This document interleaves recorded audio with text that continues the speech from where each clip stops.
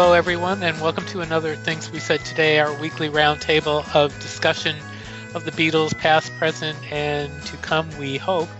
I'm Steve Marinucci, author of the Beatles Examiner and several columns on Examiner.com, and I will introduce my three co-hosts. First, out in the Pennsylvania area, there's Mr. Al Sussman, executive editor of Beatle Fan Magazine. Hello, Al. Hi, Steve. Hello there, everybody.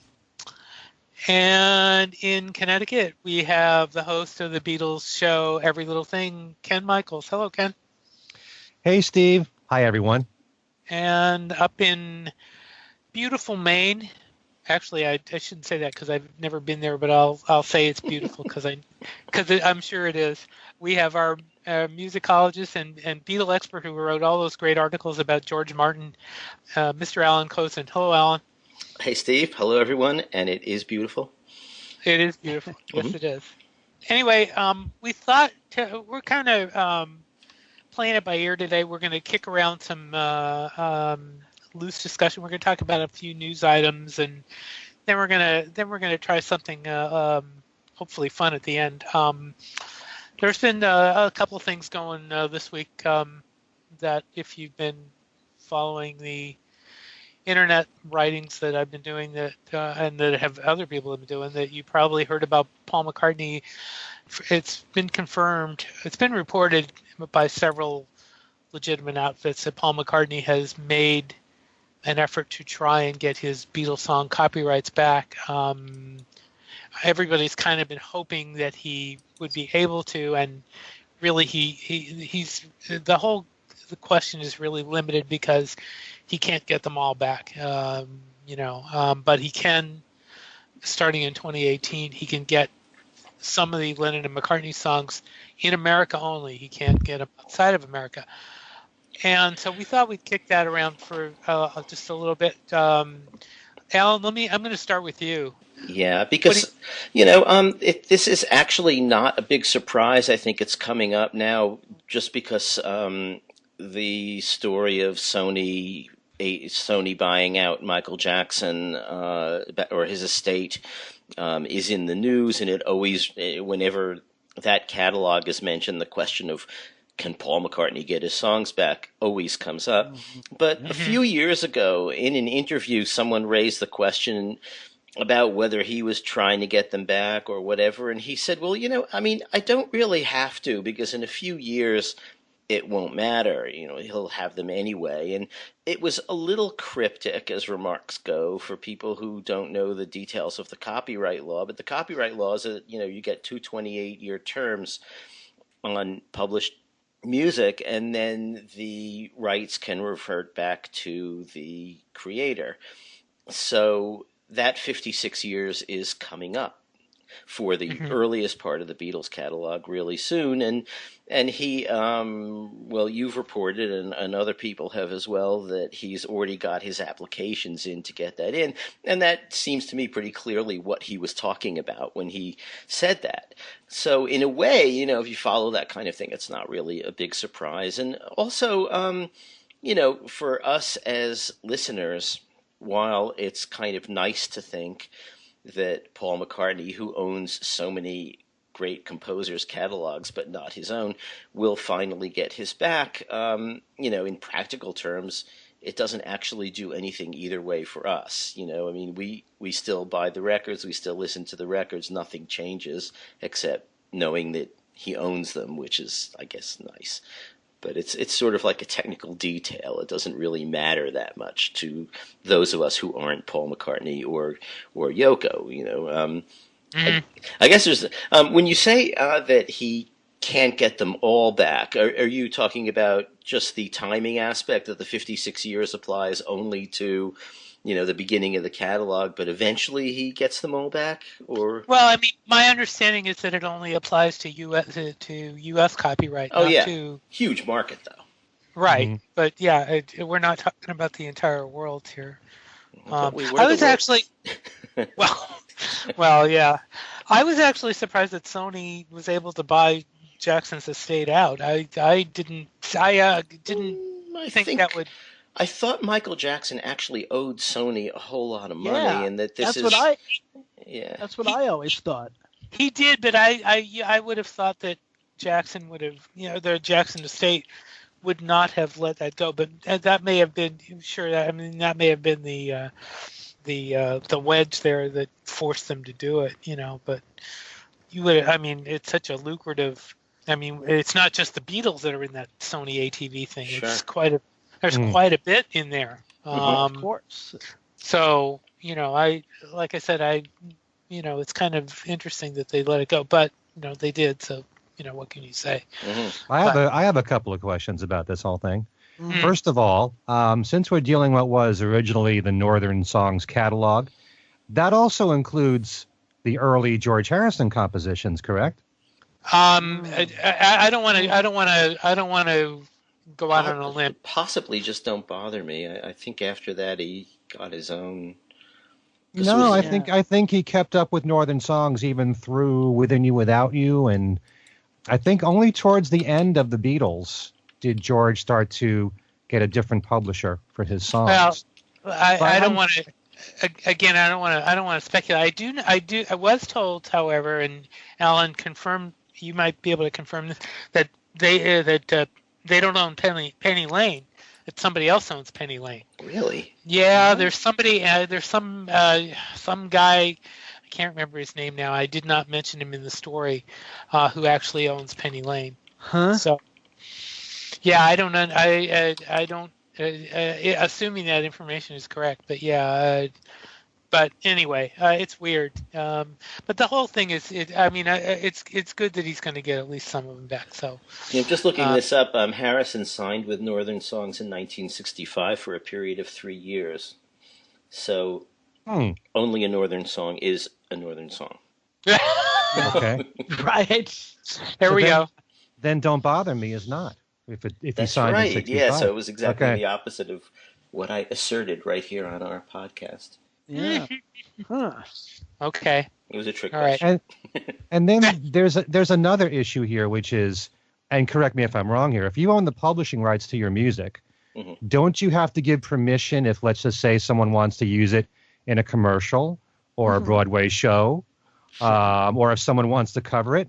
So in this case, let's just say someone wants to start a new Broadway show using Beatle music on Broadway in New York City. Mm-hmm. Wouldn't you need Paul McCartney's permission then to do that? Because then you're talking about the U.S., Right. so anything that applies to the U.S. So it's not just a matter of collecting money for the music publishing. It's also about giving rights to the songs, too. Right. Sure. I think we have armed performance rights and show right. That kind of show rights. Those are two separate issues. Performance rights are one thing. Anybody can perform a Beatles song.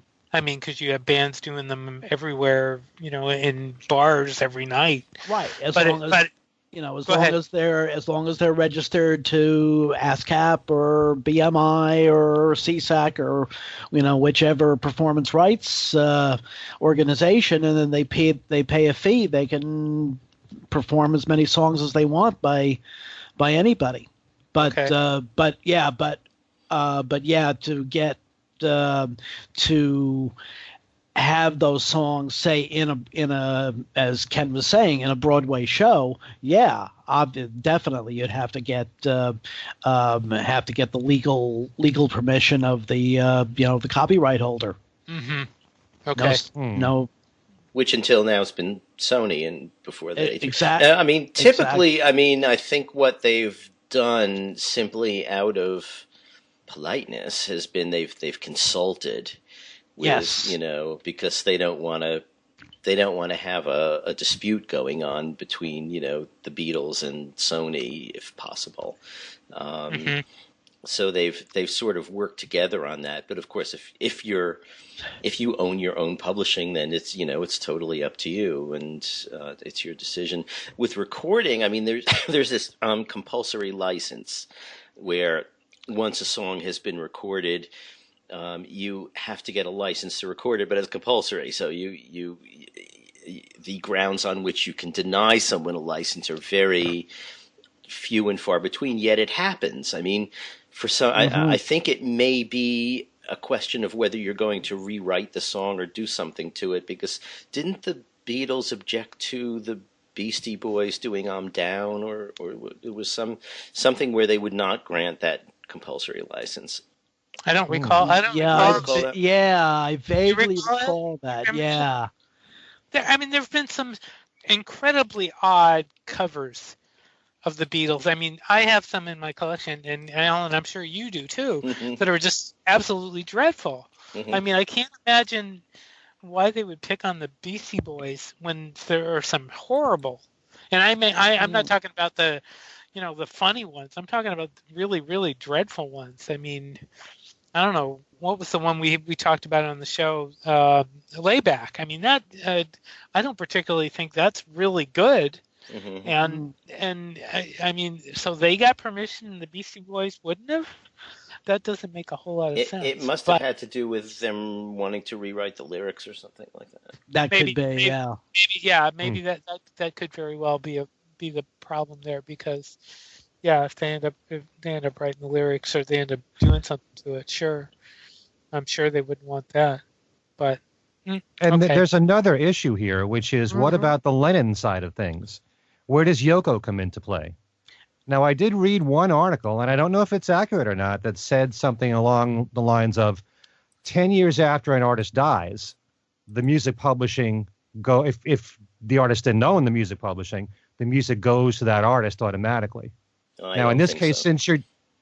because if that was the case, then he'd already have it. I mean, look at the Gershwin's catalog is still, it's still administered by, and long after they die. I mean, I remember wanting to quote a Gershwin song in a book I wrote about the violinist Misha Elman, because he wrote a little-known song called Misha, Yasha, Sasha, and Tasha about all these Russian Jewish violinists, and I wanted to quote that lyric. And it was really hard to get permission, and Gershwin died in, like 1936 or 37. Yeah, so, right. Wow. Yeah. Did you finally get permission? No. All I ended up doing was sort of summarizing what the song was about. I mean, it seemed to me that, that song is so little known that this was only going to get them attention, but I wasn't willing to pay the exorbitant fee that they wanted to charge. I mean, oh my God. I could have got permission, but it would have meant paying a lot. So, yeah. And wasn't that a song that probably would be, maybe even by the time you did the article, would have been PD? I would have thought, but you see, I mean, copyright law is so weird. I mean, I really don't know. I mean, there are things they can do. I mean, in a way, it's surprising that it's only 56 years, because there are some catalogs that people seem to manage to continually renew. I mean, I think, if you want to do a Gershwin record now, you still have to go through the publishing and absolutely. And so, and look at the issue with bootlegs, for example, where a lot of stuff they can still go after you even past the 56-year limit. I mean, didn't they just raise the bootleg limitation a few years ago with the Digital Rights Act? So there's a whole intertwined thing going on there. But I mean, that's why they can still go. I mean, for example, if you were to put out a bootleg album, for example, as Frank Sinatra, the Sinatra family would come after you. I mean, there's no question about it. So I mean, there's some things going on there. The copyright issue and the songs themselves issue, I think, are two different things. I think so anyway. I could be wrong. So I just looked up the Beastie Boys thing, and it turns out that it wasn't the Beatles who objected, but Michael Jackson for some reason. There's a quote from one of the Beastie Boys saying, who does he think he is? I could understand if Paul McCartney said no because it's his song, but Michael Jackson, I guess everybody should wear that stupid-ass glove. This is one time we can probably thank Michael Jackson. Yay! God. Anyway, can we clear up? Can we clear up this one thing about the Lennon side of things? I mean, where does Yoko come into play? I mean, if that's the case about the 56 years, wouldn't she also get half of the Lennon-McCartney catalog, the publishing of that too? You can't be saying that it all goes to Paul. She Who's could that? apparently, but everyone seems to be talking just about Paul, and no one's really asking her. Yeah. Right. But you know, there have been some reports that she has made some deal with ATV, Sony, about the administration of the catalog through them, of her part of the catalog through them, which I guess is possible. I mean, I guess in a situation where two people own the songs, each of them can have their royalties administered. The question would be, well, why wouldn't Yoko want to own the publishing? You know, why would she want someone else to administer it? And we were saying before we went on that, you know, one reason possibly could be that since Paul has an apparatus for running publishing companies in place, maybe that's easier for him to do, whereas perhaps Yoko struck some sort of lucrative deal and doesn't have to do the administration, you know? I don't know. Yeah. We don't. Anyway. I'm just saying this because you don't hear anything about Yoko. No. Right now with this whole thing. It really is. Well, it really is funny. Because, you know, the people are bringing up all those old stories about how Paul didn't end up with it in the first place. And, you know, he had said at one point that his original story, he used to say this in interviews, was that he decided he wanted to buy it, but he thought he should buy it with Yoko because they were John's songs too. And he thought they should go in together. And Yoko said, no, I can get it for cheaper than they're actually asking. And then Michael came in and swooped in and got it. Whether that's what actually happened or not, we don't really know. I mean, there are other stories circulating too, but in any case, there was one story I read this morning. It was, you know, it seemed a little silly to me. They're saying that because it's Lennon and McCartney, once the rights revert back, they'll have to parse who wrote what and who gets what royalties. But it doesn't work that way. You know, I mean, when a song is copyrighted, the people who copyright it are the composers of record, and it doesn't take into account who wrote what word or who wrote the whole song but has the other guy's name on it. I mean, there's a huge history of songs having other people's names on them. Sure. And I don't think it works that way. But unless, of course, Paul and Yoko were to sit down and say, okay, let's work this out now. I get Yesterday, John gets Strawberry Fields, you know. But I think that would really be a shame. I mean, you know what? It's the Lennon-McCartney songbook, and it should, I think, always be the Lennon-McCartney songbook. Everybody who cares about it knows more or less who wrote what, but the deal that they had was the stuff they did, they'd publish together, and I think that's the way it should be. Yeah. Should be Okay. 50-50. Yeah. 50-50 across the board. Anyway. Actually, I've got a little story because I don't remember if you guys may have seen this. Back in the late 80s or early 90s, Paul appeared on Later with Bob Costas, which was probably the NBC show that was on after the Tonight Show that before Letterman started. And he at one point, Costas showed him a newspaper ad that had appeared that day for Maxwell House Coffee, which used the lyrics from his portion of A Day in the Life. You know, and Paul looked at it and he said, well, there you go. You know, it just just one of those things. And as the interview is going on, you can see Paul continuing to look at this newspaper ad, and you can almost see the smoke starting to come, out of his ears. And at one point he said, I wrote these words. So you could tell at this point, because this was obviously after Michael Jackson had swooped in and gotten the ATV copyrights and all, and you could tell that it was still very much a source of it was a sore point with him. For sure. Yeah. Many times Paul has said that he found it a bit galling that he has to pay Michael Jackson whenever he goes out and performs his own songs. Exactly. From the Beatle catalog. So yeah, it irked him quite a lot. So Anyway, it got under his skin.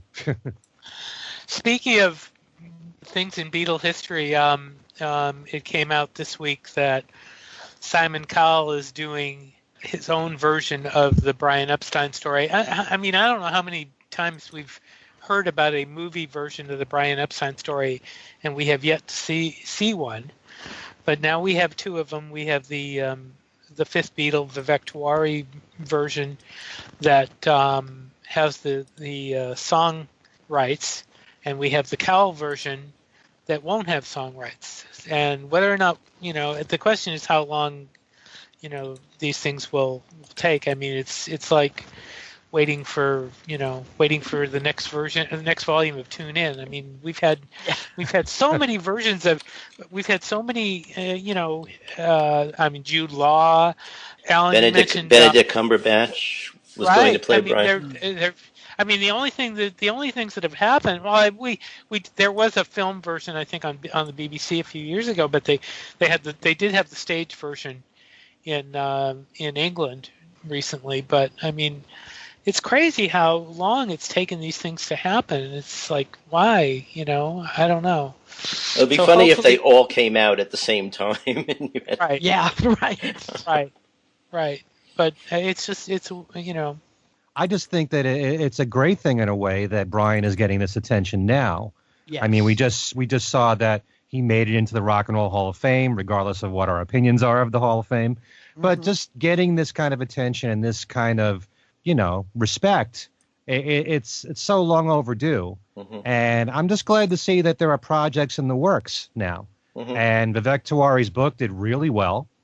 And, the fact that I, for one, and sometimes I'm guilty of this because there are a lot of artists out there in the music world besides the Beatles where I love their music and don't follow the history that well.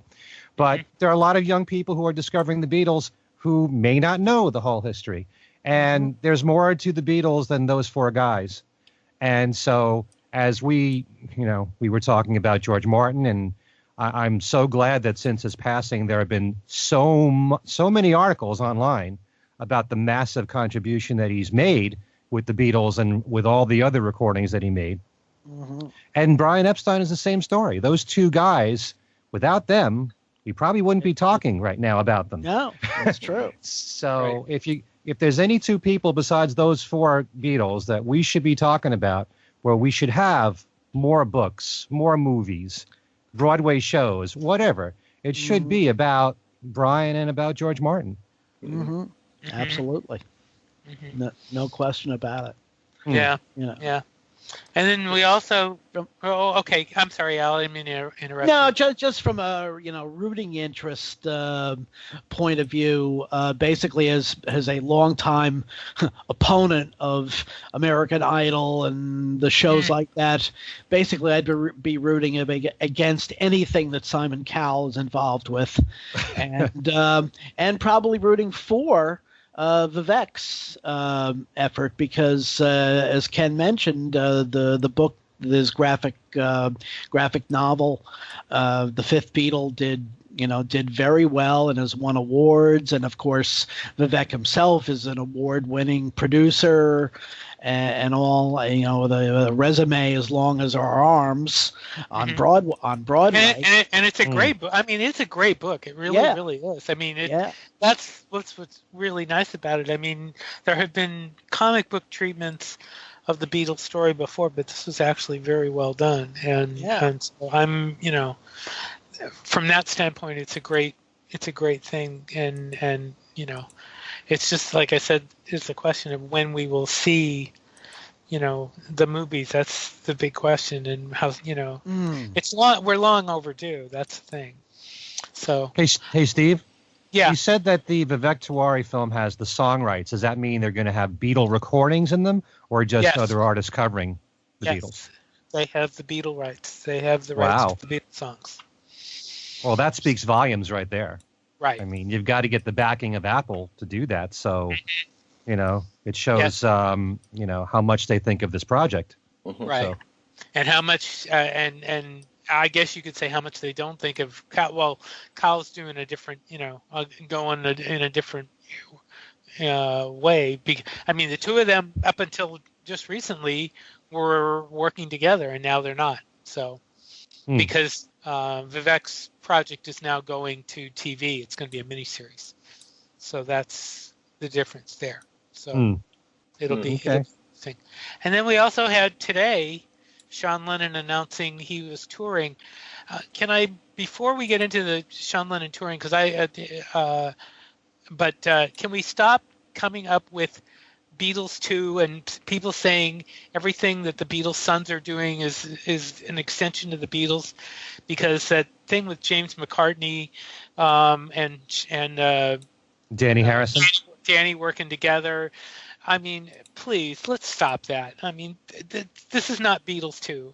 It is there's no way in hell it's going to be anything Beatles 2. It just so happens that the two of them are working together, but you already have. I've already seen two tabloid stories to that effect, and it really just irks me to no end, because people pick up on it and they believe it. It's ridiculous. You mean this idea of all the Beatle kids the Beatle kids getting together and forming a group, that kind of thing? Yes. Yeah. It's we've had those stories at least a couple of times, and it just really angers me to see that, because it's stupid. They would never do. Julian would never do it. Danny wouldn't do anything like that. The only reason he's getting together with James would be because he wants to. And and if Sean and Julian work together, that would be the only reason. It would have nothing to do with, any kind of trying to live off the Beatles legacy. I mean, that's just stupid. Yeah, and they have enough to deal with in handling their own careers. Yeah. And they're always compared to their fathers anyway. Can you imagine if they formed a group and to be compared to the Beatles? It would be an immediate disappointment. The actual idea that just because they have the same genes, that it's going to be the same thing of equal quality or whatever, the only thing that they can do is be themselves. And you're going to find some similarities between the Beatle kids and their parents. It's just natural. You're going to hear it in their voices. Sometimes you'll hear it in the music, in the compositions. The only way they're ever going to survive is if they are themselves and the public likes what they're doing of what is them, what is really them.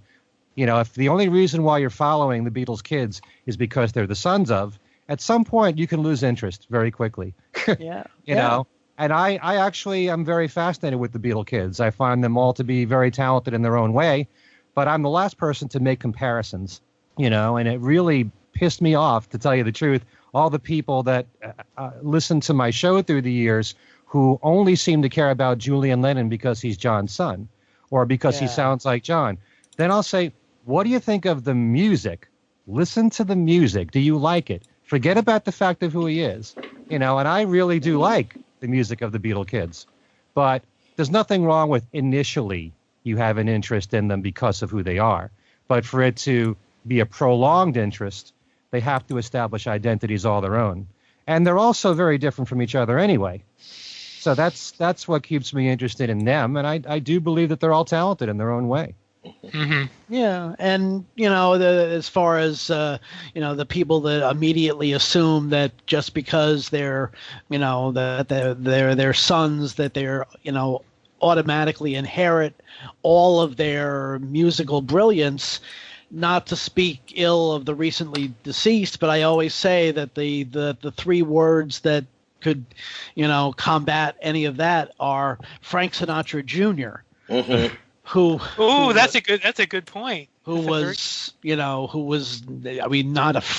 didn't have a fraction of the talent of his father, even though he was basically molded into a clone of him, and indeed in his last years after his father passed, was basically going out as a kind of a Sinatra substitute, and not doing it very well. If you've ever watched any of the clips on YouTube, so it's it's not an automatic thing that the son automatically inherits the talents of the father. Mm-hmm. But it's also very hard to assess the work of a kid if you automatically make a comparison. Yes. So, and that's what they have to deal with. And it's not just the Beatles sons. It's any musician, any actor who has who have siblings that everything is compared to, and it's just not fair to do that.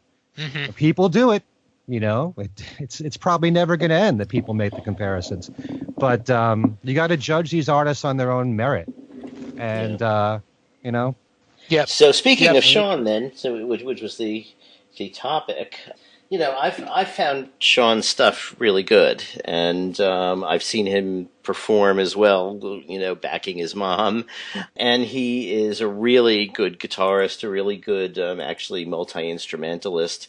I actually knew someone who was his music teacher when he was a little kid. I mean, a really little kid.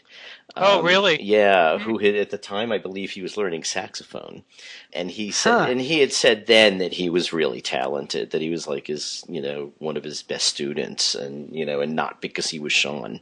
So, he very clearly has talent. And, what he's doing now, I don't know whether the tour with Les Claypool or with Ghost of a... Okay. Yes, it's Claypool. So that in itself is kind of interesting, because Les Claypool is also a sort of a going concern, with Primus, and that's a band that has a following, is not huge, but is moderately big, and they've found some common ground to work together, and I think that says something as well. I don't know that Sean necessarily needed that validation, because I think he's put out enough music of his own that that we can see that he's got the goods. But I think it's just interesting to see that he has this kind of collaboration going on. And Ghost of a Saber-Toothed Tiger, I think, is a really pretty good band too. So yeah, I think it's kind of interesting. With Sean, as we were saying in a previous show, his music is all over the place. I mean, he made an album called Friendly Fire, which was very poppy, very Beatle-y, and very reminiscent of John. But if you followed what Sean has said in his interviews, he's very influenced by the Beatles, and he loved Brian Wilson as an artist, very big influence. But then he loves a lot of the hard edge, what's the word? Alternative, sorry, music that's out there. And so he can go in either direction. He's really all over the place there musically. So I sometimes like to say that whereas Julian is very influenced, I think, by John and a lot of other influences. He used to talk about jazz and Steely Dan and Keith Jarrett and people like that. Sean is more a product of John and Yoko, because Sean is very supportive of Yoko's work. And you can tell that in the music that he's done with the alternative artists that he works with. So he continues in both different genres, more mainstream and more alternative at the same time. He can go in either direction. So he's fascinating to watch. And like you said, Alan, he's a great musician. I've seen him play, guitar and drums. Plays drums really well too, and piano. Yeah, and so, Claypool was talking about the fact that Sean plays drums for their collaboration, which I thought was interesting. Yeah, I've seen Sean with Yoko myself, and yeah, he was really good. So. And also, he doesn't really push himself into the public eye. He just follows his heart and does whatever he wants to in the moment. And every now and then he'll publicize himself, but he doesn't really go gangbusters at getting publicity for himself, really.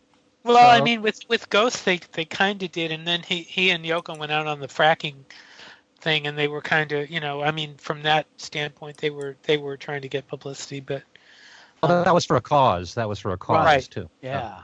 Right. But it wasn't as much about Sean as it was about the cause of fracking. Sure. No, yep. That's true. Anyway, and we also have Paul getting ready to go out on tour. They're still announcing shows, and there are probably going to be a few more shows to be announced. Although it would seem that most of the American shows have been announced. I don't think this is going to be that extensive. I think everybody's kind of hoping he's going to hit every city in the world, but it's not going to happen. And right. I believe he announced the other Portland by mistake, but they're going to have to clear that up and have him come here. Well, does Paul know that you've moved, Alan? Because if he does know, then you know he'll book a date there. Absolutely. Yeah. I mean, I'm sure he follows me on Twitter. There you go. No doubt. There you go. Well, I mean, doesn't Yoko follow you? Yeah, probably. Actually, Well, Yoko sent my Christmas card up here this year, so she knows where I am. She'll tell him. See, because Yoko follows me. Mm-hmm. She does. I'm serious. She does. But anyway, that's. I'm sorry. Never mind. But yeah, so that's starting, and it'll be interesting. I know we'll talk about what they'll be changing in the set list when that happens. You're seeing the first show, aren't you? I'm hoping to. Yeah, I'm working on it. We'll see. I'm working on covering it, so we'll see what happens there. But it's kind of interesting. We've got Paul, Ringo, Sean, and James all touring. Mm-hmm. Pretty much the same time. Mm-hmm. Who knew that Danny would be such a layabout? I know. Anyway, he'll be around. Yeah.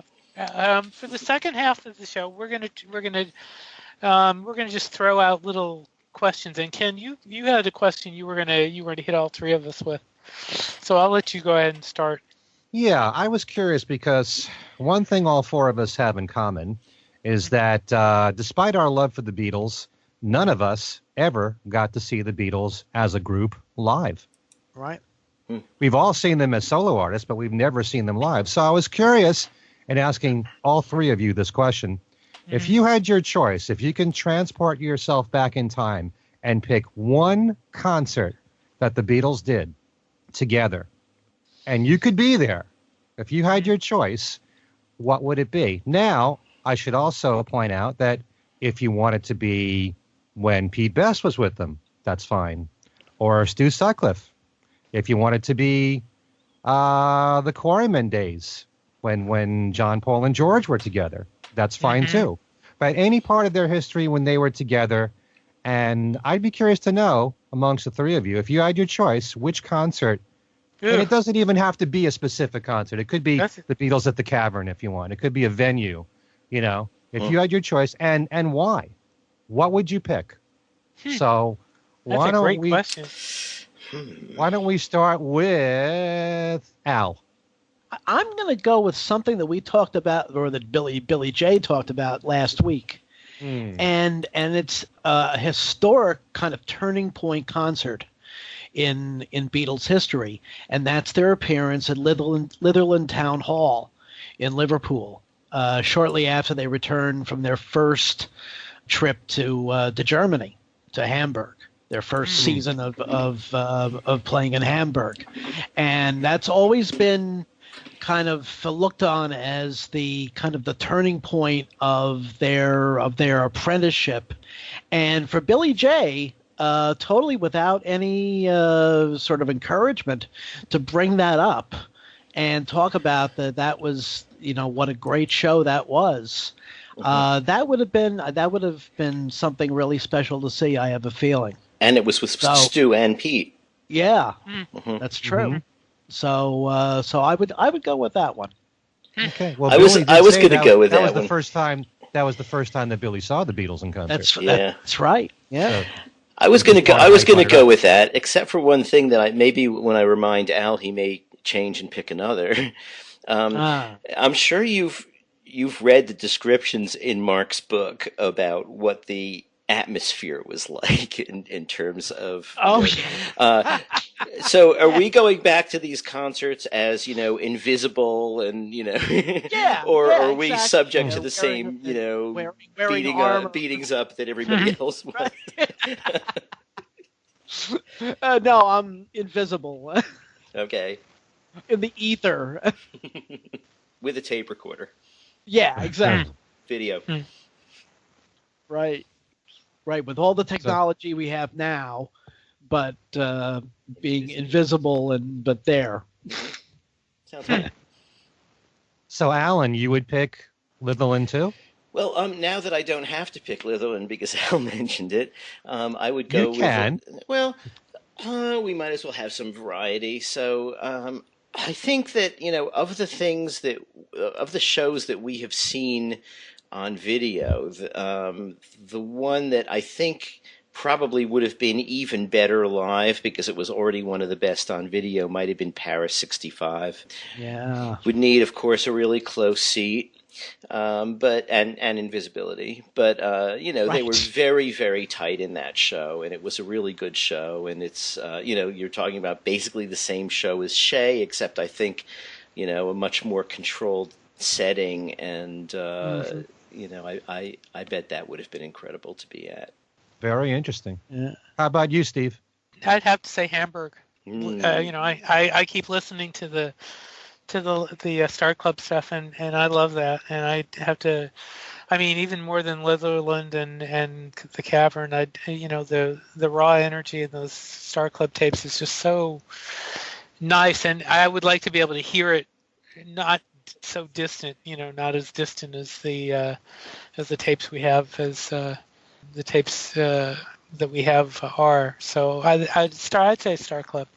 So do you want the Star Club of the tapes or of previous years when they were perhaps wilder but didn't have Ringo? Yeah. That's a good question.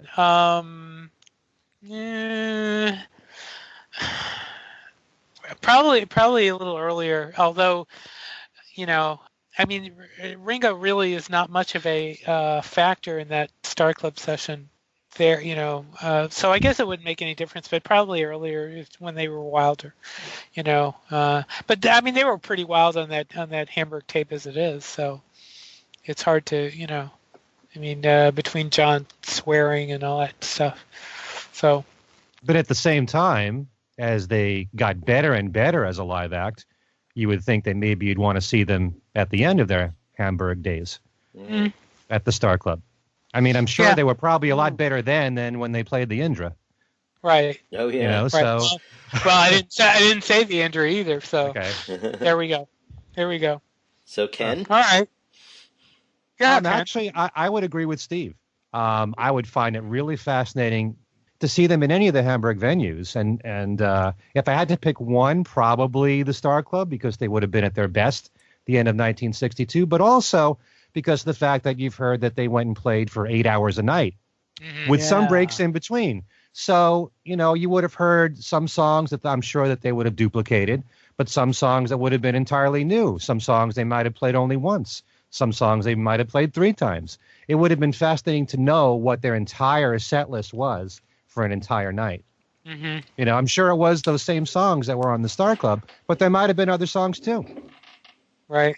So just to know that and to keep going on throughout the whole night. Mm-hmm. Obviously, this is all with the knowledge of what they became later. If you lived back in those days and you didn't know what was to happen with the Beatles, you might only stay there for an hour. But knowing what we know now, if you had a whole night of just watching this band do one set list after another, and just to see how they interacted with each other, the looseness of the band in Hamburg, and also the tightness too, and how they gel as a band. To see both of those at the same time, and just to witness the different set lists would have been fascinating to me. I agree with you completely. Yeah, because that would have been really cool to hear all the stuff. The really interesting thing would have been the songs that they haven't done since, that we know nothing about. And those would have been interesting to hear some of those too. So yeah. Anyway. Well, sometimes I've said here on this show how much I love Mark Lewison's book, The Beatles Live.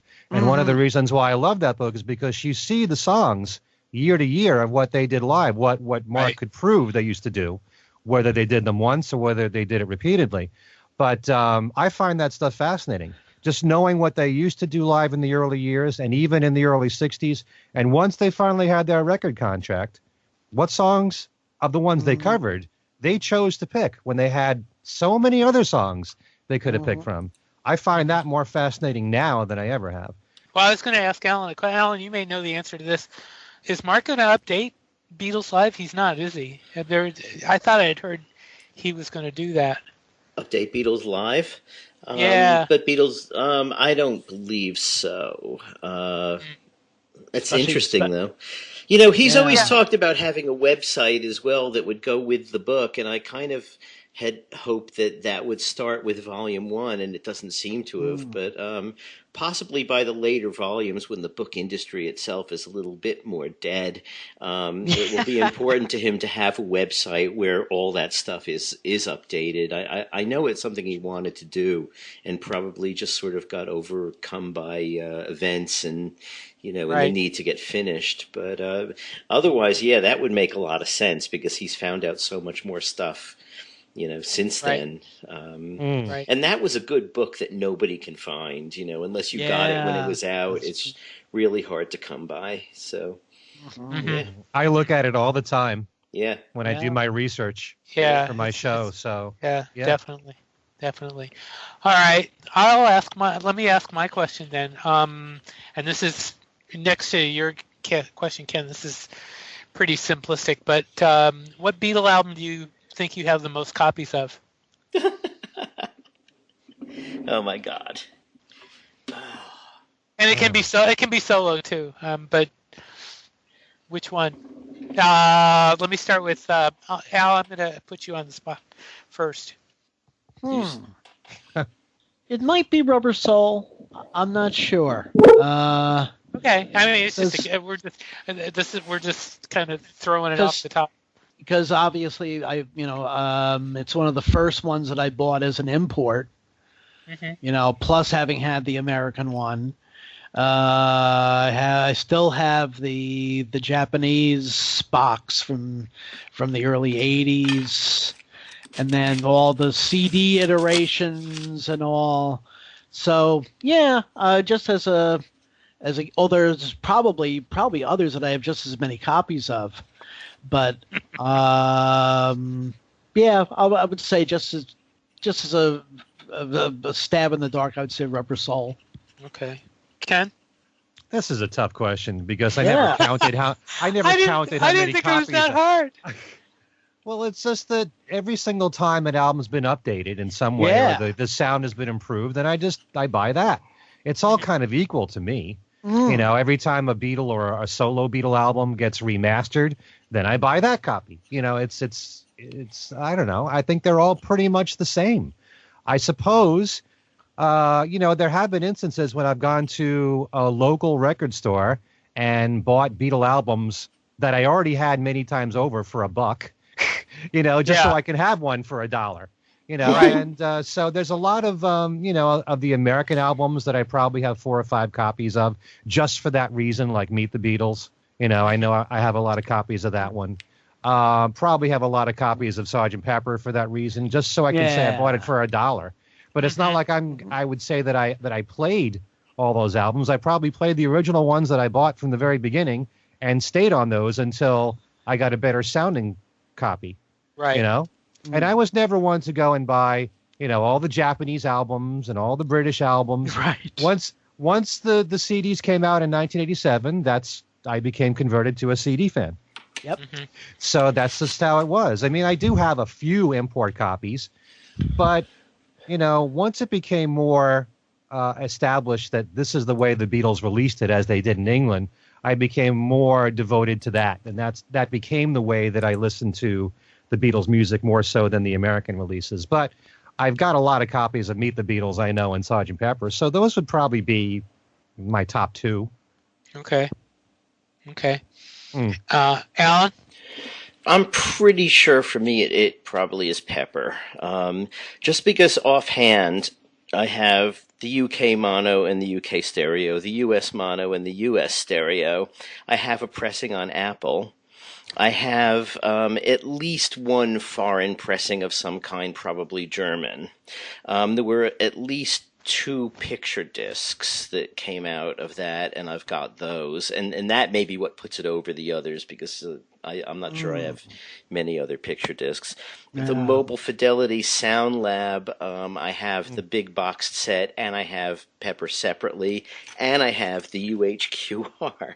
I was gonna ask you if you had that one. Yes, that was one on very heavy vinyl, and before they were doing that, maybe more than, I'm sure it's more than 180 grams, but It's quite nice. So there's like, 3 mobile fidelity versions right there. Then in 1987, when the CDs came out, I had the American one, but then the British one came with a slip case and a larger format booklet, so I got that. Then the HMV shop put out a separate Sergeant Pepper box, so I got that. Oh, Then yeah. the HMV shop put out the whole run of 1987 CDs with a hologram of a toy of Ringo's drum set on the cover, and of course I had to have that. So all those have Pepper in them. And then there's the 2009 CDs. So plus I've got, official paid for downloads. Well, I have no idea why, but I got the 2009 or 2010 when they put it on iTunes. I got the whole set. So if that counts. So, yeah, I think they definitely should have given me green stamps for my Sgt. Pepper collection alone. Yeah. Wow. Which is more, I've got more copies of Sgt. Pepper than there are Beatles records. Wow. I would also have to say Pepper, only because when I used to hit the vinyl stores in Berkeley, which is about an hour from here, one of them used to have, this was years ago, obviously, used to have records for $1. And I picked up all sorts of, and I used to just go through and pull all the Beatle albums.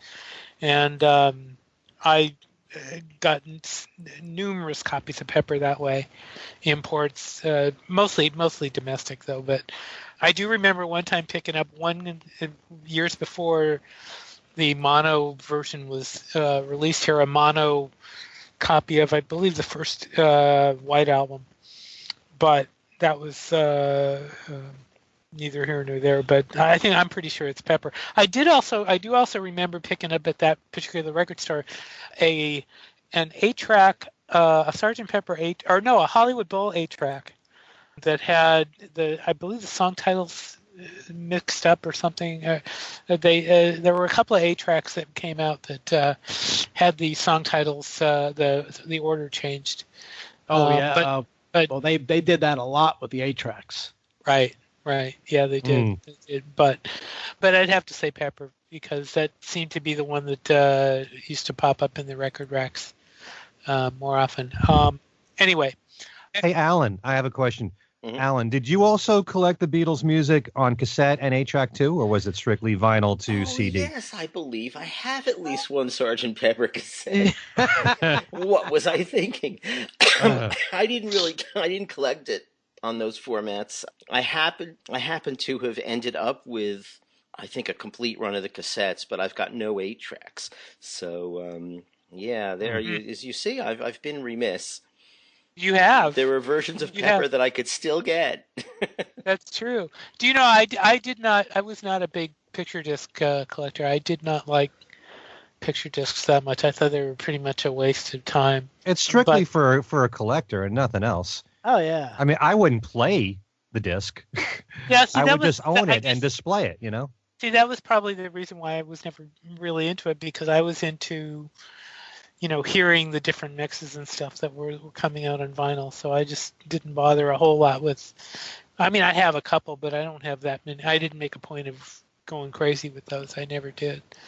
But Al, did you have a question you wanted to throw out at us? Well, yeah, as a matter of fact, by extension, since the three of us are of a comparable age, Ken's younger.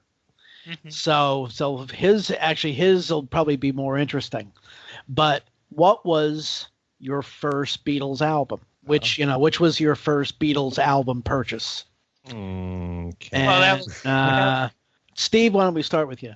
Yeah, that's pretty easy for me, because although I didn't buy the first copy, I mean, my sister got the first copy of Meet the Beatles because we bought it, I believe, just before the Sullivan Show. But I think my first one was probably the second album. Mm-hmm. Either that or Introducing. I can't remember which one, but it was one of those real early ones, because, I mean, we were doing it then. So, but I can't. It's hard for me to remember, to be sure, and and a lot of that stuff, I just don't have anymore. So Yeah, sure. But I would have to say either introducing. It's probably introducing. I think. So. Oh, actually, it might have been if you count the fake ones. The Beatles. Well, not the fake one, not Beatle-rama or one of the. But it was probably introducing. Yeah, although it probably would be fun to find out who played those, the Beatle-rama and those fake albums. If there was anybody on those records that later became a notable musician. Didn't Elton John do a couple of Beatles songs for one of those? Because he was doing, was it Hallmark? Well, I don't think he did Beatles songs, but he did covers of a lot of like contemporary hits when he was still working in publishing, before he got the contract with Philips in England, right, Ken? Yeah, I'm pretty sure. There's an album of just covers. Yeah. Of him, Signed, Sealed, Delivered. He covered. Yeah. I'd have to look up all the song titles, but it's interesting just to hear Elton. This is what he did early on. And he was good at what he did. They were just, they were passable. And it's just good to hear him, sing those songs. But yeah, I do have some of that material. Alan, what was your first Beatles purchase? Well, I had an uncle who gave us a copy of Meet the Beatles early on. But I wasn't really buying records much in those days. Had a very minuscule allowance and was spending it on other stuff. And so the first one that I went out and bought myself was not until yesterday and today. It's pretty late, isn't it? Yeah. You know how many copies of that I now have? Right, with or without the butcher cover? 3 of them have butcher covers.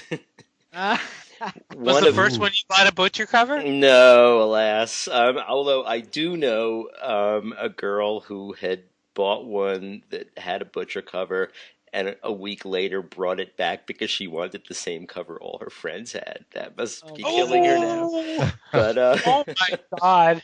Yes, the things you do as a kid. But yesterday and today, it's I then made up for my tardiness, however. Yes, you did, in a big way. Ken? Did you go ahead? No, my answer is not all that more interesting because I do remember the first Beatle record I owned was definitely Meet the Beatles as an album. I do remember buying Love Me Do as a single. It was the first single I ever bought. And it was 49 cents back then. On the yellow Tally label. But I do remember as an album, Meet the Beatles I had. I was bitten by the bug as soon as I heard I Want to Hold Your Hand. So I was listening to all the early stuff back then. Even though I'm born in 1959, I still, I love the Beatles from the moment I heard I Want to Hold Your Hand. So I do recall getting the Beatles' second album at a Sam Goody store, where it was a code C, which I think was either $2.49 or $2.99. I'm trying to remember. I remember getting that and buying that. That's the first I remember buying. So maybe Meet the Beatles was a gift to me. I don't remember, but I did have Meet the Beatles before the Beatles' second album. So yeah, but I always remember going into a little record store getting Love Me Do as a single. That was my very first single, and I still have it. That same copy. It's in very bad shape, though. Yeah. I wore that one out. So, yeah.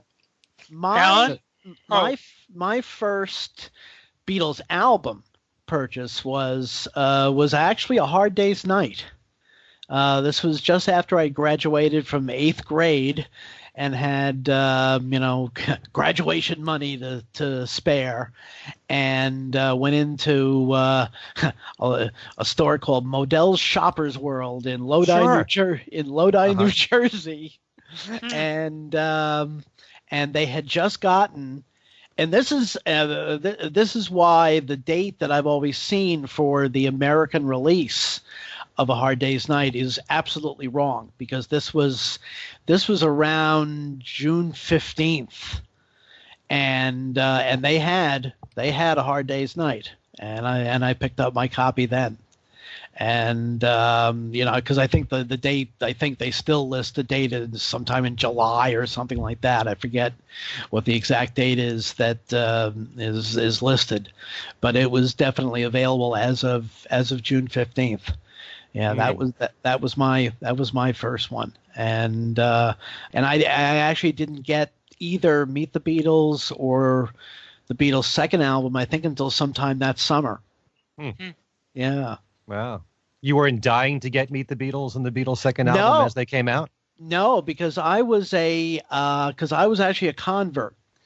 I actually resisted for about a month because I thought, when I first heard, when on the night of January 7th, 1964, when, out of nowhere, this record that I had never heard before is the number one record on WABC and sounded like it was something out of from another planet. My original reaction was negative. And then when, basically the next day, there's all these girls at school going crazy over this group that they hadn't heard of a week before.